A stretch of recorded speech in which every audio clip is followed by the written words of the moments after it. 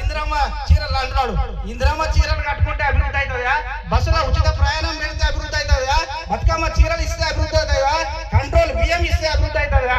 ఇది మనం ఆలోచన చేయాలి. ఈ బియ్యం కాదు మనకు కావాల్సినది. రాజ్యంలో మా వాటా ఎంత?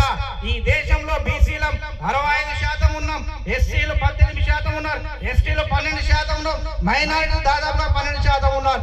ఇన్ని కులాల యొక్క వాటా లెక్కలు తేల్చకుండా, కులగణన లెక్కలు బయట పెట్టకుండా మన బహుజన బిడ్డలను అనేక రకాలుగా మభ్య పెడతా వస్తా ఉన్నారు. కాబట్టి ఈ సందర్భంగా మేము చెప్తా ఉన్నాం, రానున్న రోజుల్లో తెలంగాణ గడ్డ పైన బహుజన రాజ్యం తీసుకొస్తాం.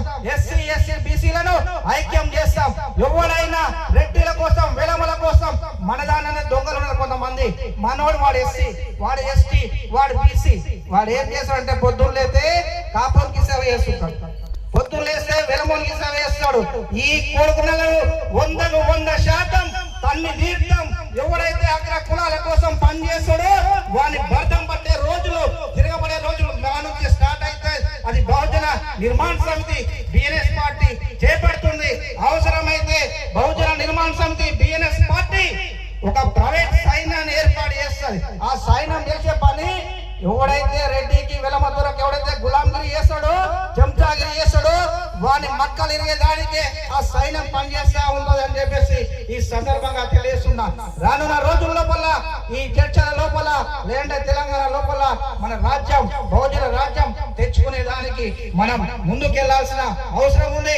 ఈ సందర్భంగా మరొక మాట చెప్తా ఉన్నా, మేము ఇక్కడ కూర్చున్నటువంటి రవణ కావచ్చు, రాతోడన్న కావచ్చు, బాలన్న కావచ్చు, ఇక్కడ ఎవరున్నా సరే మేము చనిపోతే కూడా, మేము రేపు చనిపోతే కూడా మా చర్మం మీద, మా శరీరం మీద ఉన్నటువంటి వెంట్రుకలు కూడా రేపు బహుజన రాజ్యం కోసం ఈ భూమి నుండి మొలకెత్తుతాయి అని చెప్పేసి మీకు అందరికీ కూడా తెలియస్తా ఉన్నా.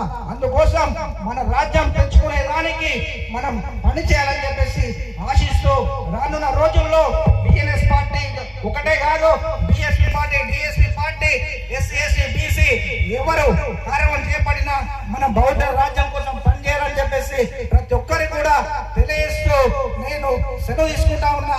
ఈ కార్యక్రమానికి వచ్చినటువంటి ప్రతి ఒక్కరికి కూడా, అక్క చెల్లెలకు, అన్నదమ్ములకు, ప్రతి ఒక్కరికి కూడా నేను మీకందరూ కూడా పాదాభివందనం తెలియజేస్తూ, రానున్న రోజుల్లో మన రాజ్యం తెచ్చుకోవడానికి కృషి చేయాలని చెప్పేసి తెలియజేస్తూ సెలవు తీసుకున్నాను.